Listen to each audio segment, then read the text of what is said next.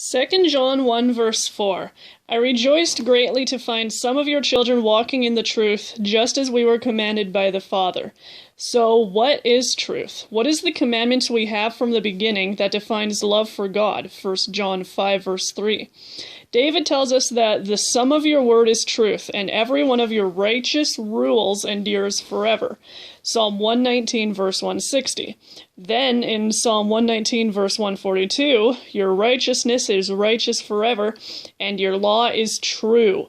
In those two passages, we find that God's law is true and it endures forever. And who commanded it? The Father.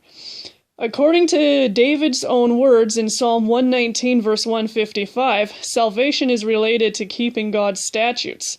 Salvation is far from the wicked, for they do not seek your statutes. And again in verse 166, I hope for your salvation, O Lord, and I do your commandments.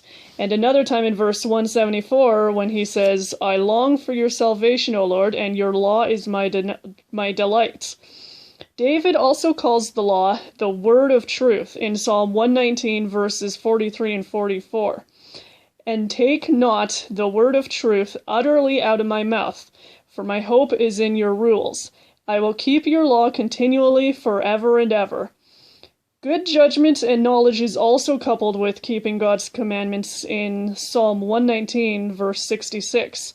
Teach me good judgment and knowledge, for I believe in your commandments. If David were alive today, modern Christianity would likely reject him and tell him to leave the old for the new. But keeping the word is equated with keeping God's law and commands. Psalm 119 verse 67. So, from David, we know that God's law is called the word of truth, it is righteous and endures forever, and keeping it brings good judgment and knowledge.